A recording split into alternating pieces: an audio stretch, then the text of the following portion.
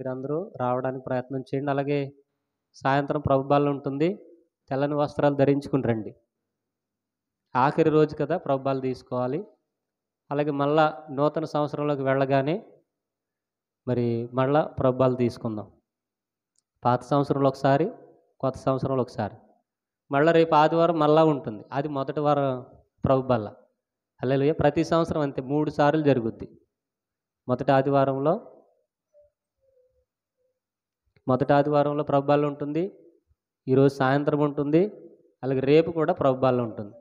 కాబట్టి గమనించి ప్రార్థనాపూర్వకంగా రండి. ప్రార్థన విడిచిపెట్టొద్దు. బయట పరిస్థితులు అస్సలు బాగాలేదు. కరోనా మళ్ళా ప్రారంభమైంది. కాబట్టి ఎక్కువగా భక్తిని పెంచుకోండి.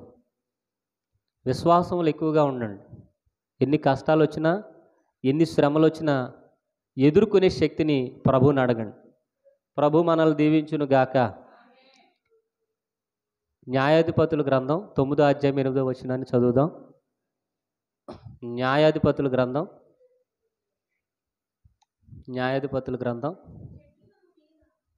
చెట్లు తమ మీద రాజును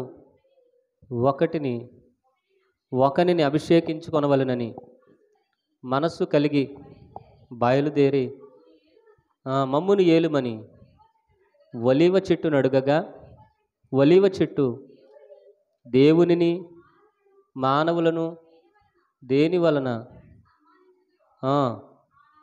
ఆనా తైలము ఈయనని చెట్ల మీద రాజునై ఉండి ఇటు అటు ఊగుటకు నేను వచ్చేదనా అని వాటితో అనెను. అప్పుడు చెట్లు, నీవు వచ్చి మమ్ముని ఏలుమని అంజూరపు చెట్టును అడుగగా, అంజూరపు చెట్టు చెట్ల మీద రాజునై ఉండి ఇటు అటు ఊగుటకు నా మాధుర్యమును నా మంచి ఫలములను నేను ఇయ్యక మానుదునా అని వాటితో అనెను. అటు తర్వాత చెట్లు, నీవు వచ్చి మమ్మును ఏలుమని ద్రాక్షవల్లిని అడుగగా, ద్రాక్షవల్లి, దేవునిని మానవులను సంతోషపెట్టు నా ద్రాక్షరసమును నేనియ్యక మాని చెట్ల మీద రాజునై ఉండి ఇటు అటు ఊగుటకు నేను వచ్చేదనా అని వాటితో అనెను. అప్పుడు చెట్లన్నీ వచ్చి, నీవు వచ్చి మమ్ముని ఏలుమని ముండ్ల పొద యొద్ద మనవి చేయగా, ముండ్ల పొద, మీరు నిజముగా నన్ను మీ మీద రాజుగా నియమించగోరిన ఎడల రండి, నా నీడను ఆశ్రయించుడి, లేదా అగ్ని నాలో నుండి బయలుదేరి లెబానోను దేవదారు చెట్లను కాల్చివేయునని చెట్లతో చెప్పాను. చాలండి, చిన్న ప్రార్థన చేద్దాం. మహాపరిశుద్ధుడు అయిన దేవ, కృపగలిగిన తండ్రి, జీవాధిపతి, నీ యొక్క వాక్యమును విరిచి వడ్డించుచున్నప్పుడు వినగలిగినటువంటి చెవులు, గ్రహించగలిగినటువంటి మనసును మాకెల్లరికీ అనుగ్రహించి నీ రాకడకు ఆత్మపూరులుగా మమ్మల్ని అందరిని అభిషేకించుకుని తీసుకుని వెళ్ళమని త్వరగా వచ్చుచున్న యేసుక్రీస్తు నామున అడిగి వేడుకుని పొందినాము తండ్రి, ఆమేన్. ఈ యొక్క పాఠ్య భాగంలో కొన్ని చెట్లు మరి వాటి మీద రాజు కావాలని, ఆ చెట్లను ఏలాలని, మరి వాటికి ఎందుకు కోరిక కలిగిందో తెలియదు కానీ చెట్లన్నిటికీ ఏం కావాలంట? రాజు కావాలని అవన్నీ కూడా ఒక మీటింగ్ పెట్టుకున్నాయి. ఒక సభను ఏర్పాటు చేసుకుని మన మీద ఎవరు రాజుగా ఉండాలి, మనల్ని ఎవరు ఏలాలి, మనల్ని ఎవరు నడిపించాలనే ఒక ఆలోచన కలిగినాయి. చెట్లు మాట్లాడుకుంటాయని బైబిల్ చెబుతుంది. హల్లెలూయా. కాబట్టి మీటింగ్ పెట్టుకుని చెట్లన్నీ కూడా ఒక ఆలోచనకు వచ్చినాయి అంట. ఒలీవల చెట్టు శ్రేష్టమైంది కదా, మనం అందరము కూడా ఒలీవల చెట్టు దగ్గరికి వెళదాం, ఒలీవల చెట్టును అడుగుదామని చెప్పేసి మొట్టమొదటిగా ఏ చెట్టు దగ్గరికి వెళ్ళిన చెట్లన్నీ కలిసి చెప్పండి? ఒలీవ చెట్టు దగ్గరికి వెళ్ళింది. ఏ చెట్టు చెప్పండి? ఒలీవ చెట్టు దగ్గరికి వెళ్ళింది.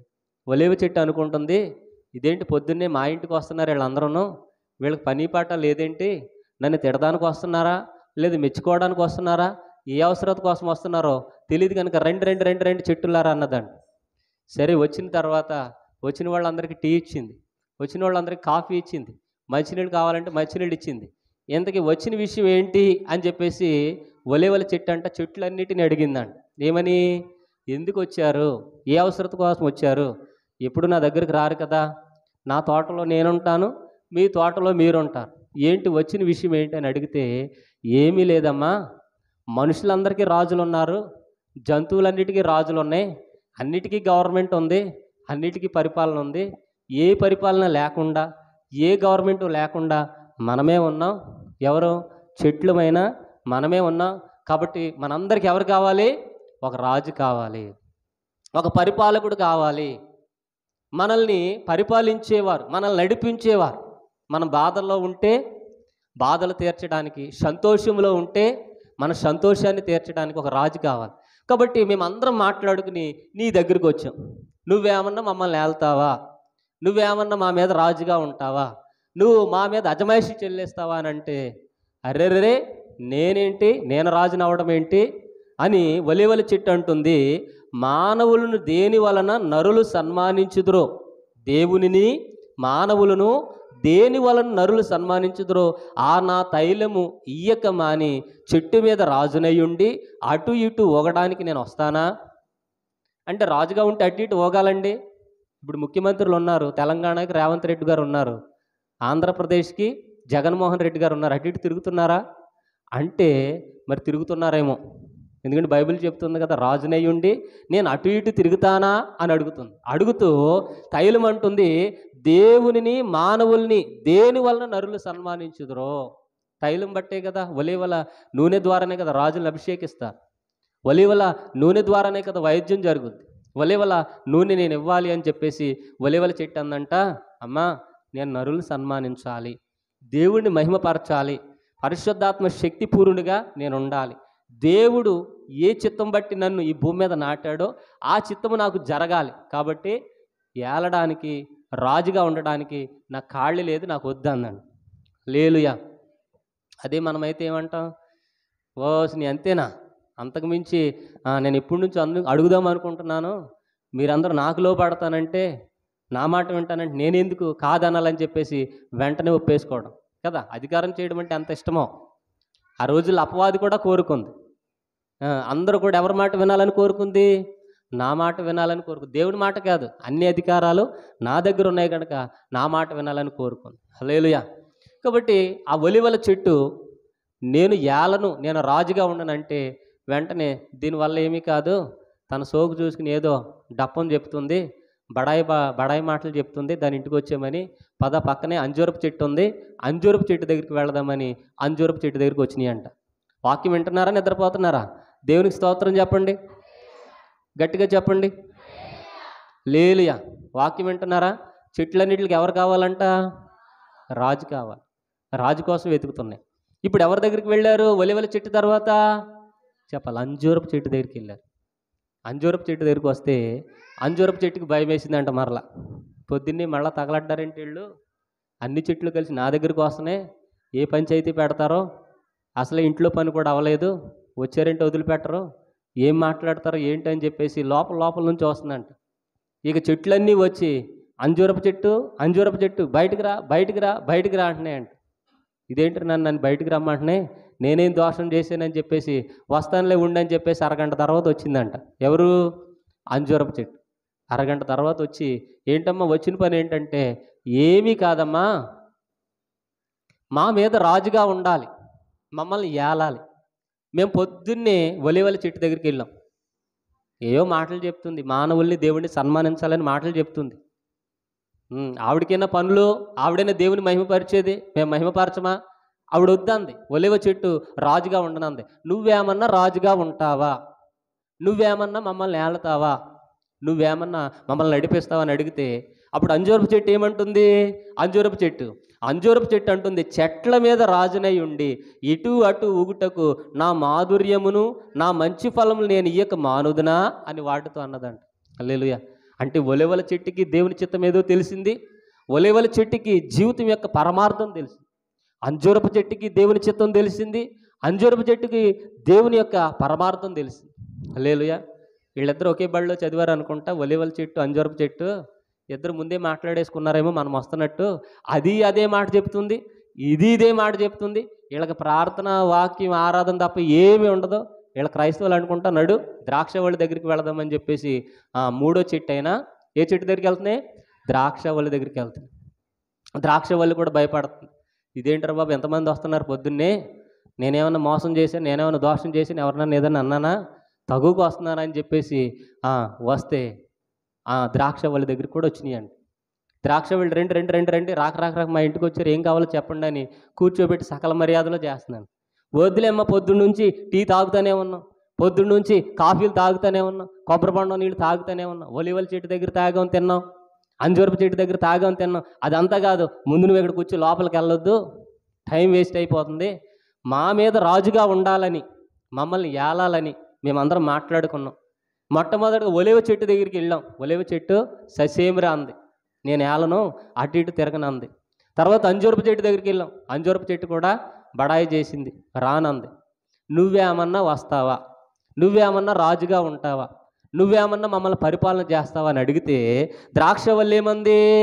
దేవునిని మానవులను సంతోషపెట్టు, నా ద్రాక్ష రసము నేను ఇయ్యక మాని చెట్టు మీద రాజునయుండి ఇటు అటు ఊగుటకు నేను వచ్చేదనా అంటుందంట.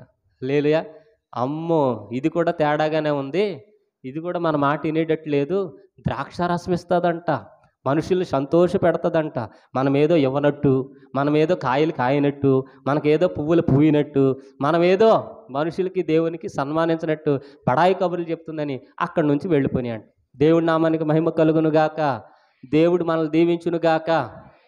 ఈ నూతనమైనటువంటి సంవత్సరంలో చెట్లతో దేవుడు పోలుస్తున్నాడు. మనం ఒలివల చెట్టులో వలే ఉండాలా, ద్రాక్ష చెట్టు వలే ఉండాలా, అంజూరపు చెట్టు వలే ఉండాలా. ఇక్కడ చెట్లు అనగా మనుషుల యొక్క వ్యక్తిత్వాలు. హల్లెలూయా. 4 చెట్లు 4 నేలలకు సాదృశ్యం. చెప్పండి, 4 చెట్లు 4 నేలలకు సాదృశ్యం. మొట్టమొదటి చెట్టు ఏమిటి చెప్పాలి?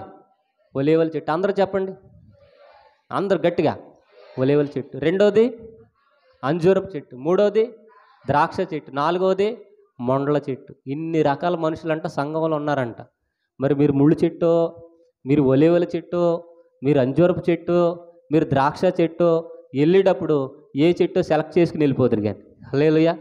ఈ యొక్క మధ్యాహ్న కాల సమయం దేవుడు మిమ్మల్ని అందరినీ ఫిల్టర్ చేస్తున్నాడు. కాబట్టి ఏ చెట్టు వరుసలో ఉంటారో దేవుడు మీకే డిసైడ్ చేశాడు. హల్లెలూయా. దేవుని నామానికి మహిమ కలుగునుగాక. దేవుడు మనల్ని దీవించునుగాక. మొట్టమొదటి చెట్టు ఏంటి? ఒలివల చెట్టు. ఒలివల చెట్టు దగ్గరికి వెళ్తే ఒలివల చెట్టు ఏమంది?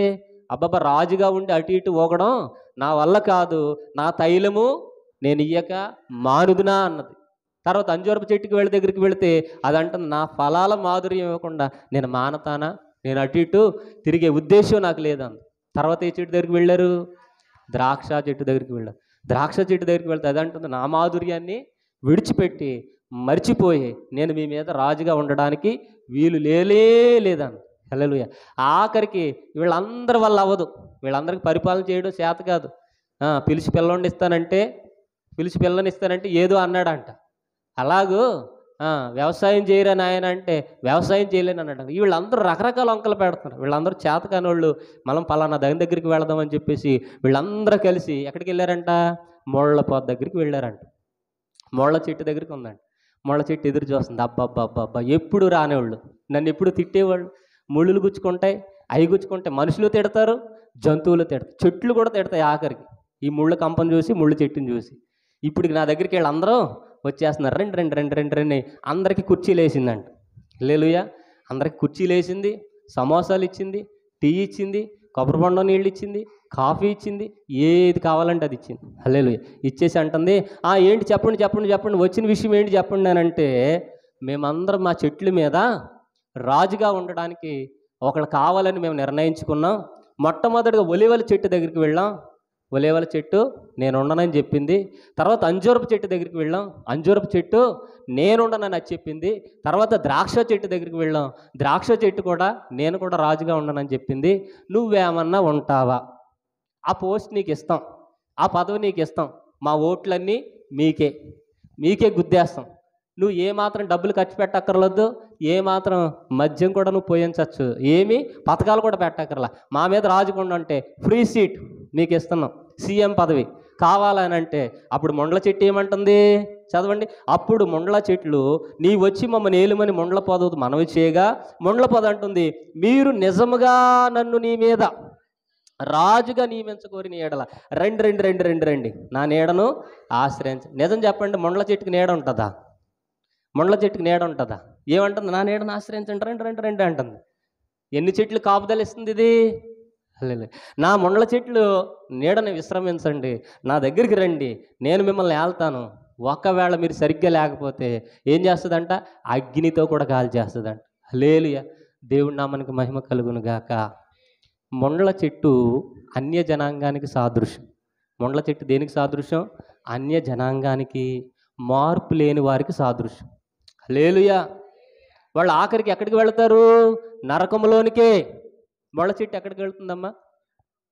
ముళ్ళకంప అడ్డంగా ఉందనుకో, నరికేసి ఎక్కడేస్తాం? అగ్నిలో వేస్తాం.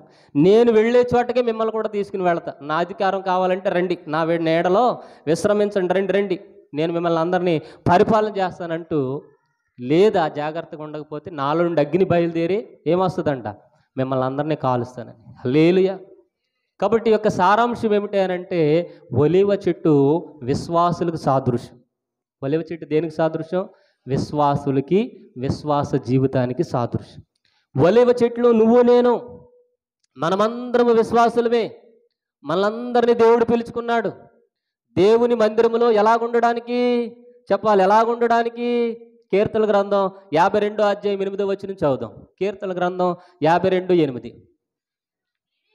నేనైతే దేవుని మందిరములో పచ్చని ఒలీవ చెట్టు వలె ఉంటాను. హల్లెలూయా. ఎలా ఉంటారంట ఆయన? పచ్చని ఒలీవ చెట్టు వలె ఉంటానని చెప్పేసి దావీదు భక్తుడు అంటున్నాడు. అంత మాత్రమే కాదు, 2వ వచనం చదువు, తర్వాత వచనం. నిత్యము దేవుని కృపయందు నమ్మిక ఉంచుచున్నాను. పైన దాన్ని కంటిన్యూ చేయండి మళ్ళా. నేనైతే దేవుని మందిరంలో పచ్చని ఒలీవ చెట్టు వల్లే ఉంటానని దావీదు భక్తుడు అంటూ తర్వాత ఏమంటున్నారు? నిత్యము దేవుని కృపయందు నమ్మిక ఉంచుచున్నాను. హల్లెలూయా. మనము కూడా ఏం చేయాలి? దేవుని మందిరములో ఉండుదుముగాక, దేవుని మందిరములో నివాసము చేయుదుముగాక. దేవుని మందిరంలో ఉండి దేవుని వాక్యం వింటూ దేవునికి ప్రార్థన చేస్తూ ఉంటే దేవుని కుమారులుగా మనమందరం మార్పు చెందుదుముగాక. మనం ఎక్కడ ఉంటున్నాం? దేవుని మందిరంలో ఉంటున్నామా? ఈరోజు 31 కదా. ఎంతమంది దేవుని మందిరంలో ఉంటారో ఎంతమంది రోడ్ల మీద ఉంటారు? 4 మొక్కలు 4 నెలలకు సాదృశ్యం. మంచి నెలలో పడిన విత్తనాలు, తర్వాత రాతి నెలలో పడిని, త్రోవ పక్కన పడిని, ఇంకా ముండ్ల పొదల్లో పడిని. 4 నేలలకు సాదృశ్యంగా మనం ఉన్నాం. 4 మొక్కలకు సాదృశ్యంగా మనం ఉన్నాం. 4 మొక్కల్లో ఏ మొక్కగా మనం ఉంటాం మనం డిసైడ్ చేసుకోవాలి.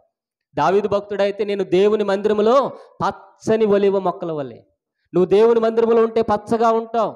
నువ్వు దేవుని మందిరంలో నివాసం చేస్తే నీ జీవితం విజయాలతో ఉంటుంది. యెహోవా ధర్మశాస్త్రమును దివారాత్రములు ధ్యానము చేయువాడు ఎలా ఉంటారంట? నీటి కాలువల వార నాటబడిన చెట్టు వలె ఫలించుదురుగాక. ఈ 2024లో 23 అయిపోతుంది. 23లో నువ్వు దేవుని మందిరంలో లేవేమో, అటు ఇటు తిరుగుతూ ఉన్నావేమో. పార్టీలని, ఫంక్షన్లని, లేదా ప్రయాణాలని, జర్నీలని, నాకు అది ఇది అని చెప్పేసి అటు ఇటు తిరుగుతున్నావేమో. రాజుగా ఉండడం అంటే అటు ఇటు తిరగడం. చెప్పండి ఒకసారి. రాజుగా ఉండడం అంటే, అధికారం కావాలి అని అంటే, లోక సంబంధమైన వాటిని ఎదుగుతున్నావు అని అంటే నువ్వు అటు ఇటు తిరుగుతున్నావు అని అర్థం. భక్తిహీనులు ఎలాగుంటారంట? గాలి చెదరగొట్టు పొట్టు వలె ఉంటారు. భక్తిహీనులు ఎలాగుంటారమ్మా? గాలి చెదరగొట్టు పొట్టి వలె ఉంటారు. పొట్టు ఏం చేస్తుంది? ఇటు గాలేస్తే అటు ఎగురుద్ది, ఇటు గాలేస్తే అటు ఎగురుద్ది. మనం ఎలాగుంటున్నాం? మన జీవితం ఎలాగుంది? స్థిరంగా ఒక చోట ఉంటున్నామా? మారు మనసు కలిగినటువంటి జీవితం మనకు ఉందా? అపోస్తుడైనటువంటి పౌలు గారు కొలసీలకు రాసిన పత్రిక 3వ అధ్యాయంలో చెబుతారు. చదవండి ఒకసారి. 3వ అధ్యాయం 2వ వచనంలో. మనం ఒలీవ మొక్కలమైతే ఎలా ఉండాలి? పైనున్న వాటినే మీరు వెతకండి, భూ సంబంధమైన వాటి మీద మీరు లక్ష్యం ఉంచొద్దు. భూ సంబంధమైన వాటిని మీరు వెతకొద్దు. ఇటు చూడండి, భూ సంబంధంగా ఏమున్నాయి? పార్టీలు, అధికారాలు, రాజులు, రాజ్యాలు, నీ కులం, నా కులం, నీ మతం, నా మతం, నువ్వు అటువంటివాడి, నేను ఇటువంటివాడి, మోసం, దగ, కుట్ర, స్వార్థం అన్నీ ఉన్నాయి. భూమి మీద. పరలోక రాజ్యంలో ఏమున్నాయి? దేవుడు ఉన్నారు, దేవుని సింహాసనం ఉంది, దేవదూతలు ఉన్నారు, సకల పరిశుద్ధులు ఉన్నారు. దేవుడు ఎప్పుడు కూడా మన కొరకు విజ్ఞాపన ప్రార్థనలు చేసి పైనున్న వాటిని వెతకండి అమ్మా, నాతో పాటుగా పరలోక రాజ్యం రండి, అక్కడ శాంతి, సమాధానం, మరణమైనను ఏడుపైనను లేనటువంటి ఆ పరిస్థితి అక్కడ ఉందని తెలియపరుస్తున్నారు. బోలో క్రీస్తు మహారాజుకో. మనం ఏం వెతుకుతున్నాం చెప్పాలి? మనం ఏం వెతుకుతున్నాం? పుట్టగానే మన పిల్లవాడిని అది చదివించి ఇది చదివించి ఏదేదో వెతుకుతున్నామేమో. మనం దేవుని దగ్గరికి వెళ్ళిన తర్వాత క్షేమంగా ఉండాలి. దేవుని దగ్గరికి వెళ్ళిన తర్వాత దేవునితో పాటుగా ఏలాలి. మొన్న రవి గారి ఇంటి దగ్గర వాక్యం చెప్పాం. ఏం వాక్యం అది? పరిపాలించేవారుగా ఉందామా, పరిపాలించబడేవారిగా ఉందామా? పరిపాలించేవారిగా ఉందామా, పరిపాలించబడేవారిగా ఉందామా? మనము సహించిన వారమైతే ఆయనతో కూడా ఏలుదువుగాక. ఈ లోకంలో శ్రమలు ఉండొచ్చు, ఈ లోకంలో కష్టాలు ఉండొచ్చు, ఈ లోకంలో ఇబ్బందులు ఉండొచ్చు, కానీ మనము దేవుని మందిరములో పచ్చని ఒలివ మొక్కల వలె ఉండుదుముగాక. పచ్చని ఒలివ మొక్కల వలె ఉండాలి అని అంటే నీకేముండకూడదు? లోక సంబంధమైన అధికారాలు ఉండకూడదు, లోక సంబంధమైన ఆలోచనలు ఉండకూడదు, లోక సంబంధమైన ప్రణాళికలు ఉండకూడదు, లోక సంబంధంగా ఏదేదో సంపాదిద్దామని పరుగులు పెట్టకూడదు నువ్వు. హల్లెలూయా. ఒక ఆయన సంపాదించాడంట, కొట్లలో ధాన్యం కూడా సమకూర్చుకున్నాడంట. సమకూర్చుకుని బాగా సంపాదించి అంటున్నాడు, నా ప్రాణమా తినుము, త్రాగుము, సుఖించుము. దేవుడు అంటున్నాడు, ఓరి వెర్రివాడా, ఈ రాత్రి నీ ప్రాణం అడుగుతాను. ఏమైపోయింది? సంపాదించుకున్నదంతా ఏమైపోయింది? కూడబెట్టిందంతా ఏమైపోయింది? నువ్వు సంపాదించుకుని నువ్వు కూడబెట్టింది దేవునికి వాడుదువుగాక, దేవుని పరిచర్య ఖర్చు పెడుదువుగాక. అందుకని భూమి మీద ధనం కూర్చుకోవద్దు. ఎక్కడ కూర్చుకోమన్నాడు? పరలోక రాజ్యంలో సమకూర్చుకోమన్నారు. హల్లెలూయా. తర్వాత చదువు మత్తయి సువార్త 20:28. మత్తయి సువార్త 20:28. అలాగే మనుష్య కుమారుడు పరిచారము చేయించుకొనుటకు రాలేదు కానీ పరిచారము చేయడానికి ఆయన వచ్చారు. యేసు ప్రభు వారు ఎంతగా తగ్గించుకున్నారు? దాసుని రూపం తగ్గించుకుని పశువుల శాలలో జన్మించారు ఆయన. దాసుని రూపం ధరించుకుని మన కొరకు హింసించబడ్డారు ఆయన, మన కొరకు గాయపరచబడ్డారు ఆయన, మన కొరకు కొరడా దెబ్బలు తిన్నారు ఆయన. ఎంతగా తగ్గించుకున్నాడనంటే మరణము పొందినంతగా తగ్గించుకున్నాం. మనం తగ్గించుకుంటామా? అమ్మ పాస్టర్ గారు పైన కూర్చోమని కూడా అడగలేదు. అమ్మ పాస్టర్ గారు నాకు ఎప్పుడు కూడా నా పేరు చెప్పలేదు మందిరం.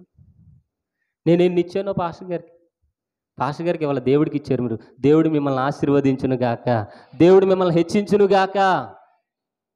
దాన్ని ఒకసారి కూడా పేరు పెట్టి పిలవలేదు, ఒకసారి కూడా పాట పాడమని అడగలేదు, ఒకసారి కూడా వాక్యం చెప్పమని అడగలేదు. నేను అడిగేది ఏంటి? దేవుడే మిమ్మల్ని అడుగును గాక. హల్లెలూయా. కాబట్టి ఎలా ఉండాలంట? తగ్గించుకో. తను తగ్గించుకున్నవాడే. ఒలివ మొక్క తగ్గించుకుందా లేదా? అంజూరపు చెట్టు తగ్గించుకుందా లేదా? అంజూరపు చెట్టు, ద్రాక్షవల్లి తగ్గించుకున్నాయా లేదా? మనమైతే ముళ్ళకంపలం రండి నా నీడను ఆశ్రయించండి, నా దగ్గరికి రండి, నేనైతే ఎంత చక్కగా పరిపాలన చేస్తాను అక్క, నేనైతే ఎంత చక్కగా చేస్తాను చెల్లి, ఇంతకాలం నా మనసులో ఉన్నదంతా మీరే బయట పెట్టేశారు, రండి అని వాళ్ళందరి దగ్గర ఓట్లు వేయించుకుందంట. హల్లెలూయా. ఓట్లు వేయించుకుని ఎక్కడికి పోయినాయి చెట్లన్నీ? ముళ్ళకంపతో పాటు నరకానికి పోయినాయి. లోకాన్ని వెంబడించావో, అన్య జనాంగాన్ని వెంబడించావో, దేవుణ్ణి ఎరిగినటువంటి వారిని వెంబడించావో, వాళ్ళందరూ నరకానికి వెళతారు, మనం కూడా నరకానికి పోతాం. హల్లెలూయా. విశ్వాసులతో అవిశ్వాసులకు జోడెక్కది? క్రీస్తుతో బెలియాలికి పొందికెక్కడది? వెలుగుతో చీకటికి పొందికెక్కడది? పాలు పొందులు లేవు. వెలుగు ఒక చోట ఉంది, చీకటి ఒక చోట ఉంది. విశ్వాసులు ఒక చోట ఉన్నారు, అవిశ్వాసులు ఒక చోట ఉన్నారు. భక్తులు ఒక చోట ఉన్నారు, భక్తిహీనులు ఒక చోట ఉన్నాయి. ఒలివల చెట్టు, అంజూరపు చెట్టు, ద్రాక్షవల్లి ఒక చోట ఉంది, ముళ్ళకంప అంతా ఒక చోట ఉంది. మనం ఏ కంపలం? ముళ్ళకంపలమా, ద్రాక్షవల్లి తీగలమా? మనమే డిసైడ్ చేసుకుందుము గాక. ఒలివర్ చెట్టు విశ్వాసులకి, విశ్వాస జీవితానికి సాదృశ్యం అయితే, ద్రాక్ష చెట్టు ఇజ్రాయేలీలకు సాదృశ్యం, యూదులకు సాదృశ్యం ద్రాక్ష చెట్టు. అంజూరపు చెట్టు ఇజ్రాయేలీలకు సాదృశ్యం. ముళ్ళకంప మార్పు లేని వారికి, అన్య జనాంగానికి సాదృశ్యం. మనం ఏ వరుసలో ఉన్నాం? ఏ కేటగిరీలో ఉన్నాం? యూదుల వరుసలో ఉన్నామా? ఇజ్రాయేలీల వరుసలో ఉన్నామా? మనం యూదులమా? మనం ఇజ్రాయేలీలమా? మనం ఏ వరుసలో ఉండాలి? ఒకటి ముళ్ళకంపలో అన్న ఉండాలి, లేదా ఒలివల చెట్టు కన్నా మనం ఉండాలి. ఏ వరుసలో ఉన్నామో మనమే డిసైడ్ అయిపోదాం. హల్లెలూయా. కాబట్టి యేసు ప్రభు వారు ఏం చేయడానికి వచ్చారంట? పరిచారము చేయడానికి వచ్చారు. ఆయన బ్రతికున్న దినాల్లో అందరికీ ఇవ్వడమే, అందరినీ సంతోషపెట్టడమే.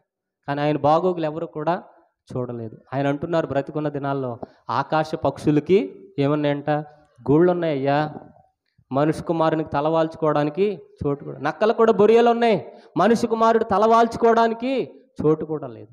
హల్లెలూయా, అంతగా తగ్గించుకున్నాడు. అలాగే మార్కు సువార్త 10వ అధ్యాయము 43వ వచనం. మార్కు సువార్త 10వ అధ్యాయం 43వ వచనం. మీలో అలాగుండకూడదు.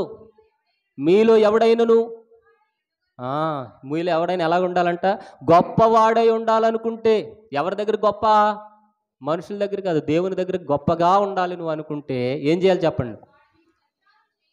పరిచారం చేయాలి. ఎప్పుడైనా మందిరంలో ఆకులు తీసావా? ఎప్పుడైనా మందిరాన్ని ఊడ్చావా?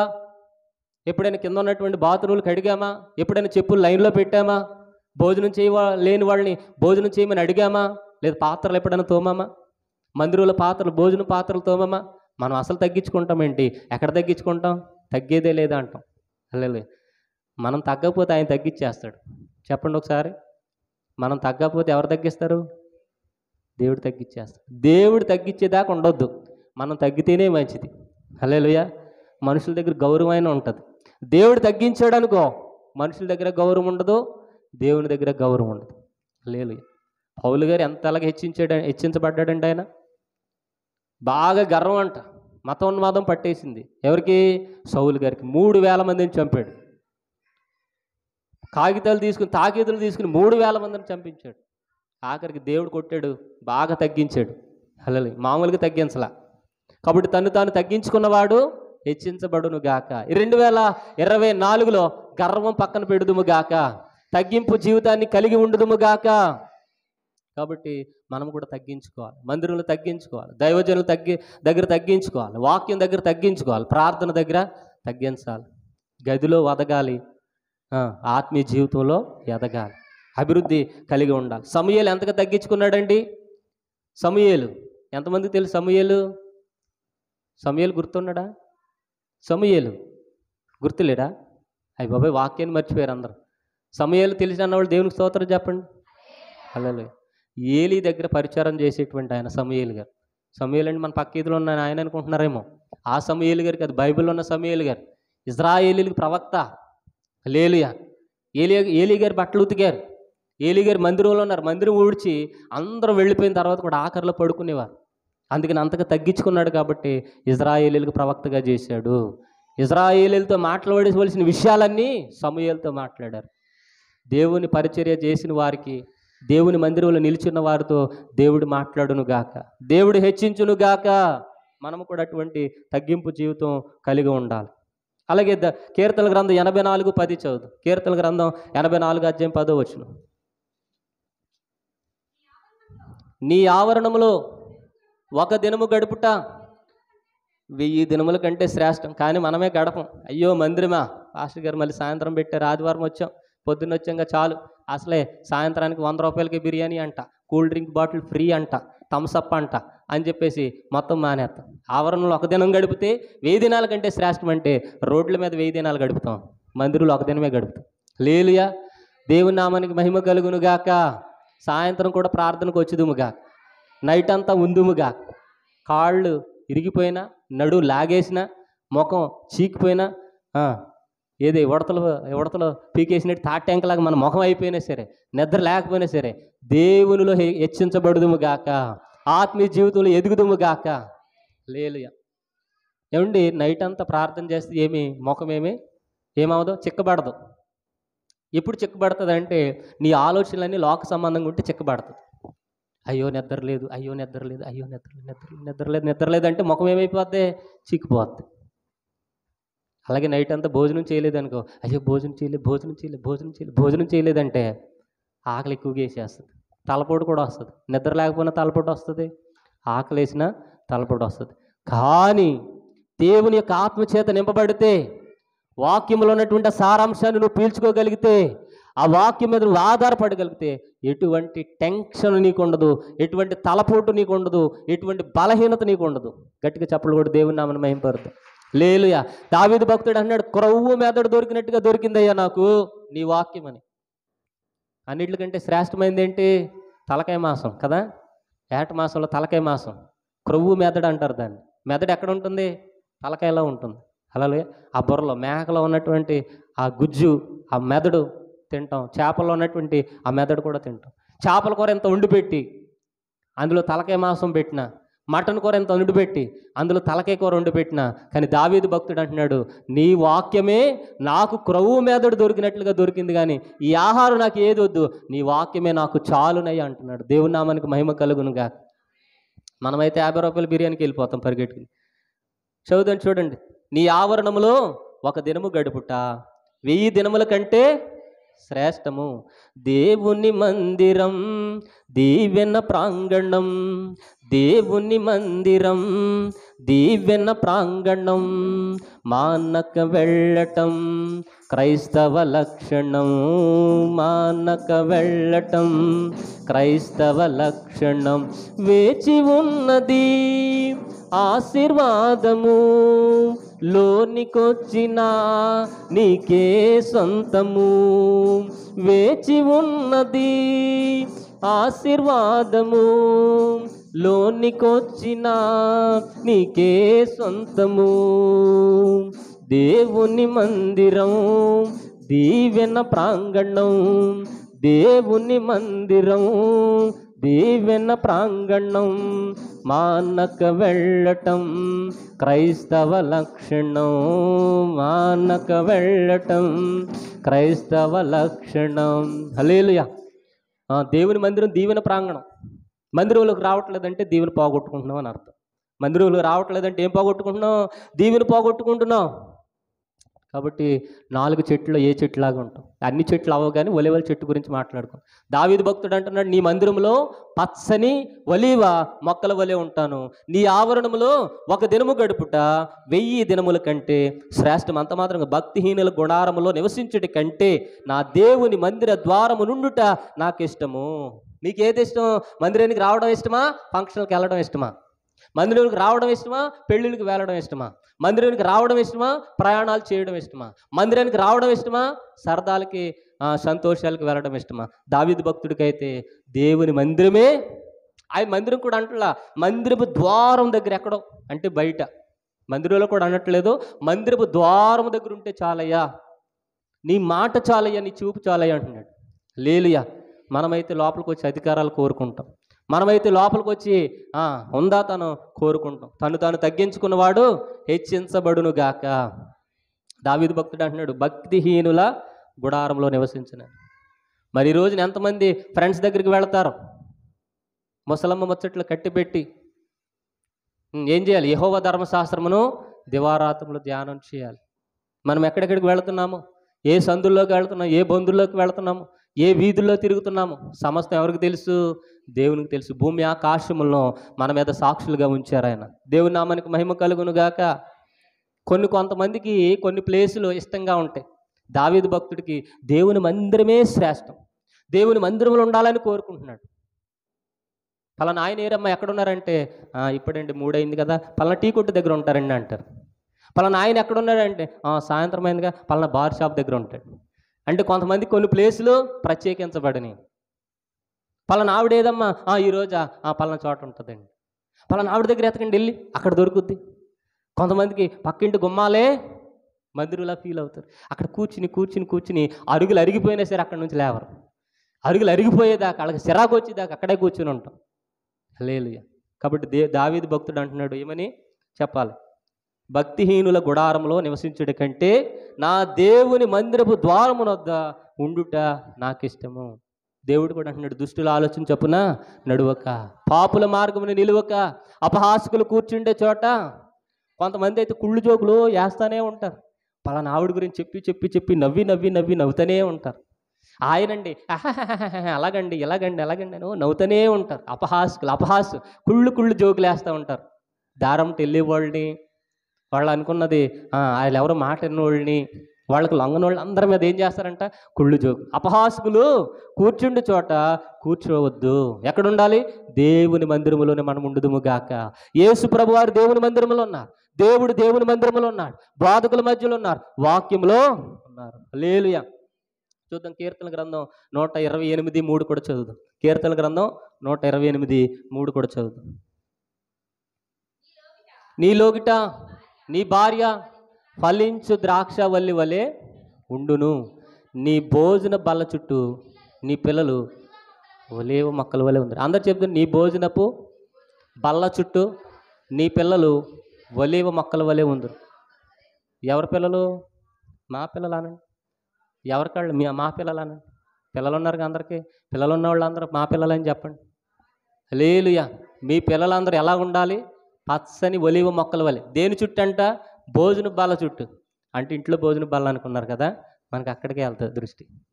భోజనం అంటే అదే కదా, పొద్దున భోజనం, సాయంత్రం భోజనం, మధ్యాహ్నం భోజనం, పెళ్ళిళ్ళలో భోజనం, తద్దినెలలో భోజనం, అన్ని చోట్ల భోజనమే. భోజన బల్ల అంటే ఏంటి చెప్పండి? అబ్బబ్బబ్బా, సూపర్, గట్టిగా చప్పట్లు కొట్టి దేవుని నామని మహిమపరుద్దాం. భోజన బల్ల అంటే ఆయన శరీరము, ఆయన రక్తం. ప్రభు బల్ల. భోజన బల్ల అంటే ఏంటి? ప్రభు బల్ల. ఆయన శరీరము, రక్తము నీవు మాత్రమే కాదు, నీ పిల్లలు కూడా తీసుకుందురుగాక. 18 సంవత్సరాలు నిండిన వారందరినీ రక్షణలోనికి నడిపించుదుగాక. ఆడు బాగా ఆబోతులాగా అయిపోయి ఎప్పుడో చెడిపోయిన తర్వాత రక్షణ బాప్తీసం తీసుకోవడం కాదు. ఎప్పుడే తీసుకోవాలి? నీ కుమారులు అంటే యవ్వన కాలం వచ్చినప్పుడే. యవ్వనస్తులు దేని చేత వారి నడత శుద్ధిపరుచుకుందరు?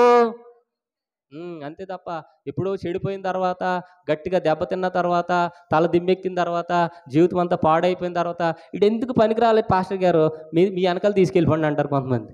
నా వెనకాల వచ్చి ఆడేం చేస్తాడు? చెడిపోయినాడు. దేవుని నామానికి మహిమ కలుగునుగా. పైగా నాకు అలవాటు చేస్తాడని నేను. హల్లెలూయా.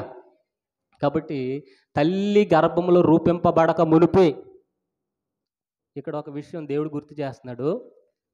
పరిశుద్ధాత్మ దేవుడు. రెబెకా గారంట ప్రెగ్నెంట్ సమయంలోనే ప్రార్థన చేసిందంట. ఏమని?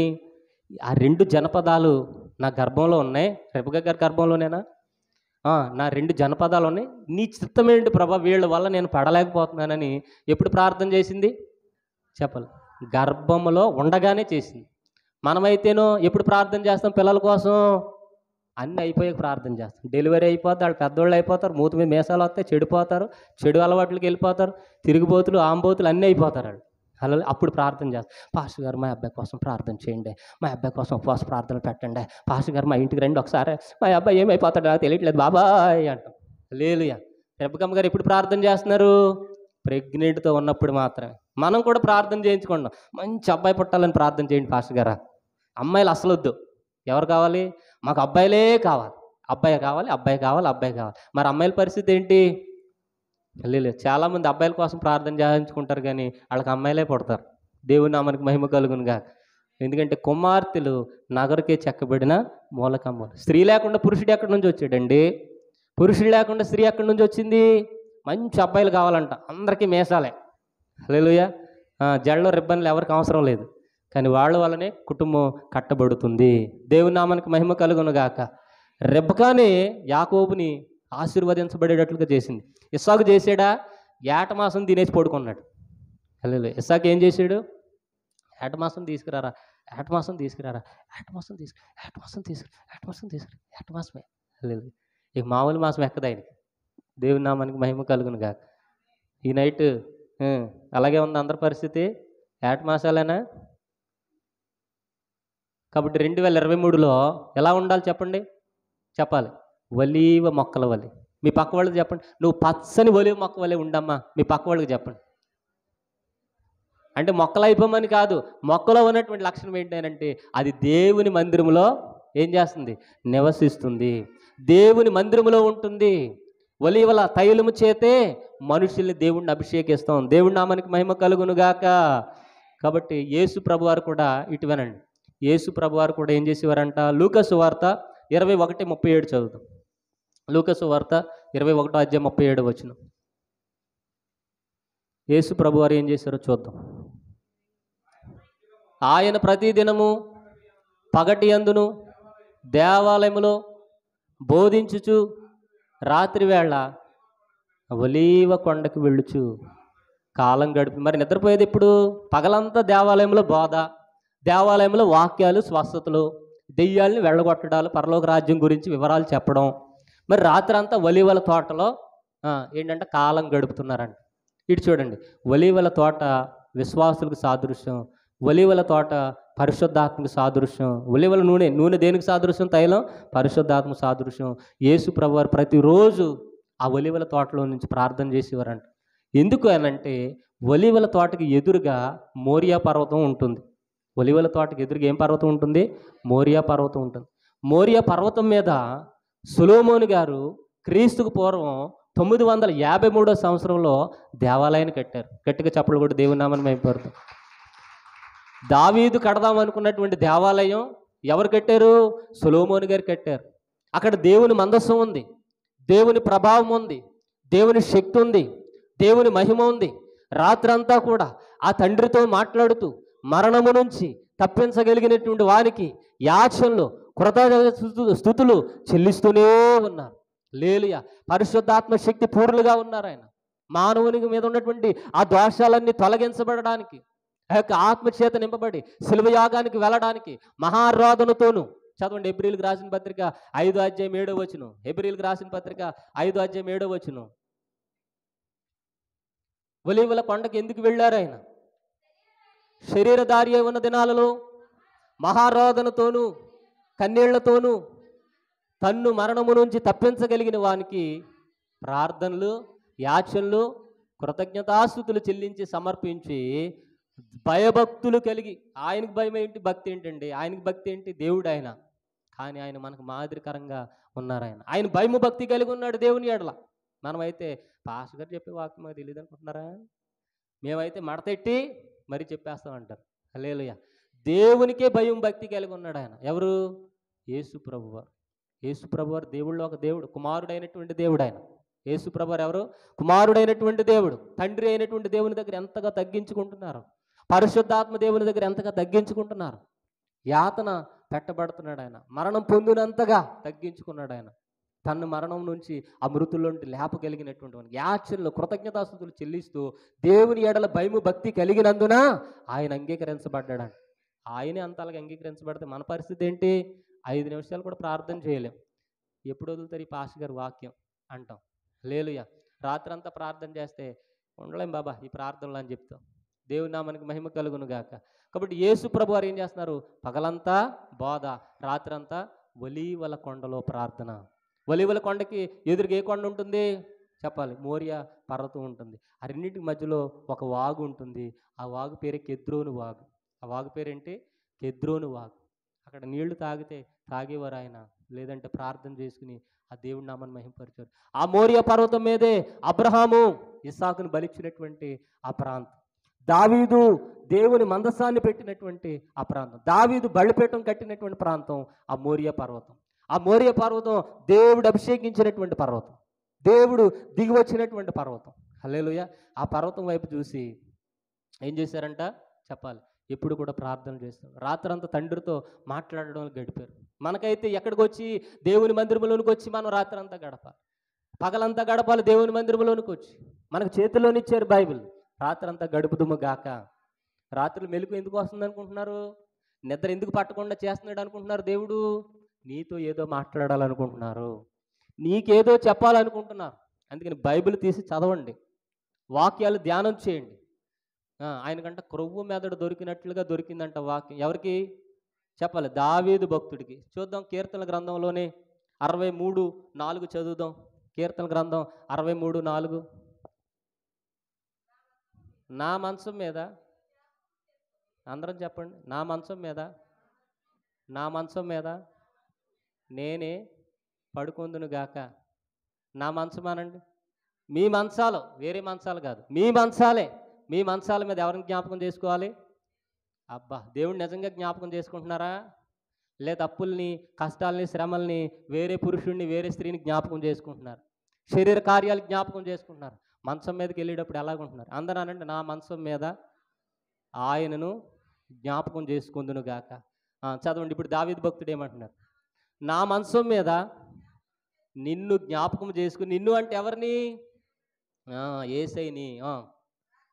రాత్రి జాముల యందు. రాత్రి జాములో మనం ధ్యానం చేస్తామా? పాస్టర్ గారండి అసలు నిద్ర పట్టట్లేదండి, దెయ్యమో గిరగిర తిరుగుతున్నట్టు నాకు ఉందండి, ఒకసారి ప్రార్థన చేయండి అంటాం. హల్లెలూయా. రాత్రి జాములు మెలకు వస్తే ఎప్పుడైనా ప్రార్థన చేశారా? రాత్రి జాములు మెలకు వస్తే దేవుని స్తుతించారా? రాత్రి జాములు మెలకు వస్తే ఎప్పుడైనా ఒక పాట పాడారా? రాత్రి జాములు మెలకు వస్తే దేవుని నామాన్ని స్తుతించారా? రాత్రి జాములు మెలకు వస్తే ఆ, దేవునికి స్తోత్రాలు చెల్లించారా? ఆ రాత్రి జాములు కూడా మోకాళ్ళు వేసి ప్రార్థన చేయదుము గాక. ఎక్కడా? మంచం మీద కాదు, మంచం కింద. కింద అంటే మంచం కింద కాదు, మంచం పక్కన. హల్లెలూయా. మళ్ళీ మంచం కింద మనుషులు చూసుకున్న వాళ్ళు జడుచుకుంటారు ఎవరైనా లేతే సమయంలో. దేవుని నామానికి మహిమ కలుగునుగా. దావీదు భక్తుడు ఏం చేశారంట? రాత్రి జాములు యందు నిన్ను ధ్యానించుచున్నప్పుడు క్రొవ్వు మెదడు నాకు దొరికినట్లుగా. మెదడు ఎక్కడ ఉంటుంది? ఇటు చూడండి, మెదడు ఎక్కడ ఉంటుంది అందరికీ? తలలోనేనా మోకాల్లో ఉందా? తలలోనే ఒకసారి చెక్ చేసుకోండి. హల్లెలూయా. క్రొవ్వు మెదడు దొరికినట్లుగా ఆయన ప్రాణం తృప్తి చెందుతుందంట. మన ప్రాణం ఎప్పుడైనా తృప్తి చెల్లిందా? ఎప్పుడు బాధలే, ఎప్పుడు కష్టాలే, ఎప్పుడు అది లేదు పాస్టర్ గారు, ఇది లేదు పాస్టర్ గారు, అది లేదు, ఇది లేదు, నా జీవితంలో ఎప్పుడు సంతోషం లేదు, ఈయన చేసుకున్న దగ్గర నుంచి నాకు సంతోషం లేదు అని చెప్పేసి మీ ఆయన్నో మీ ఆవిడనో తిడతా ఉంటారు. హల్లెలూయా. దావీదు భక్తుడు ఎక్కడ తృప్తి చెందాడు? ఆయన దేవుణ్ణి జ్ఞాపకం చేసుకోవడంలో తృప్తి చెందాడు. యెహోవా ధర్మశాస్త్రమును వాక్యమును జ్ఞాపకం చేసుకుని తృప్తి చెందాడు. నీకు తృప్తి ఎక్కడ ఉండాలి? ఎక్కడ ఉంటుంది తృప్తి? ఎక్కడ ఉంటుందమ్మా? నీకు సంతోషం ఎక్కడ ఉంటుంది? దేవుని మందిరంలో నీకు సంతోషం ఉండును గాక, దేవుని వాక్యంలోని నీకు సంతోషం ఉండును గాక. కాబట్టి 2024లో నువ్వేం చేయాలి చెప్పాలి? ఎక్కువగా ప్రార్థన చేయాలి. చెప్పండి. ఎక్కువగా వాక్యం వినాలి. అంటే వినడం చదవడం రెండూ చేయాలి. ఎక్కువగా వాక్యం. మూడవది ఎక్కువగా ఆరాధన చేయాలి. దేవునికి దగ్గరగా నడిపించేటువంటి పనులు. దేవుని మందిరంలో ఎలా ఉండాలంట? నువ్వు ఒలీవ మొక్కల వలె ఉండుదువు గాక. దేవుడిని నట్టి రీతిగా అభిషేకించును గాక. ఒలీవ కాయ నలపబడితే, పిండి చేపడితే నూనె వస్తుంది. అట్టి రీతిగా మనలో నుంచి నూనె వచ్చును గాక. పరిశుద్ధాత్మ దేవుని నూనె వచ్చును గాక. దేవుణ్ణి మనుషుల్ని మనం అభిషేకించుదుము గాక. మనతో పాటు మన కుమారులు కూడా భోజన బల్ల చుట్టూ ఉందురు గాక. చూడండి, ప్రభు బల్ల జరుగుతూ ఉంటే రక్షణ తీసుకుని బయటికి వెళ్ళిపోతారు. బయటికి వెళ్ళిపోకూడదు. బయటికి వెళ్ళకుండా, ప్రభువా నేను ఈ సంవత్సరం బాప్తీసం తీసుకోవాలి, ఈ సంవత్సరం రక్షణ తీసుకోవాలి, నేను కూడా నీ భోజన బల్ల చుట్టూ నేను ఉండాలి అని తీర్మానం తీసుకుందరు గాక. ఒలివ చెట్టు దేనికి సాదృశ్యం? మందిరానికి సాదృశ్యం. ఒలివ చెట్టు దేనికి సాదృశ్యం? భోజన బల్లకు సాదృశ్యం. ఒలివ చెట్టు దేనికి సాదృశ్యం? ప్రార్థన జీవితానికి సాదృశ్యం. ఒలివ చెట్టు దేనికి సాదృశ్యం? వాక్యానికి సాదృశ్యం. ఒలివల చెట్టు దేనికి సాదృశ్యం? ఆరాధనకు సాదృశ్యం. ఒలివల చెట్టు దేనికి సాదృశ్యం? పరిశుద్ధాత్మకు సాదృశ్యం. ఒలివల చెట్టు దేనికి సాదృశ్యం? తగ్గింపు కలిగినటువంటి జీవితానికి సాదృశ్యం. ఒలివల చెట్టు దేనికి సాదృశ్యం? దేవుని నామాన్ని మహిమపరచడానికి సాదృశ్యం. హల్లెలూయా. కాబట్టి చెప్పండి, నేను ఈరోజు నుంచి ఒలీవ చెట్టు వలె తగ్గించుకుని పరిశుద్ధాత్మ శక్తి చేత నింపబడి ప్రార్థన, వాక్యము, ఆరాధన కలిగి ఈ 2024లో దేవునికి దగ్గరగా జీవిస్తాను. అటువంటి కృపాధన్యత మనందరికి తోడైనగా. ఇంకెన్ని చెట్లు ఉన్నాయి? ఆగండి. ఇంకెన్ని చెట్లు ఉన్నాయి? అంజూరపు చెట్టు ఉంది, ద్రాక్షవల్లి ఉంది, ముండ్ల పొద ఉంది. ఇంకా 3 చెట్లు ఉన్నాయి. 3 చెట్ల గురించి తర్వాత చెప్పుకుందాము గాక. ఒక్కొక్క చెట్టు ఒక్కొక్క వారం. అలాగే 3 వారాలు వెళ్ళిపోతాయి క్రొత్త సంవత్సరంలో. కాబట్టి ఒక పాట పాడుతుండగా కానుకలు పట్టుకుందాం. అటువంటి కృపాధన్యత మనందరికీ తోడైండును గాక. కీర్తన గారు పాడండి అమ్మా.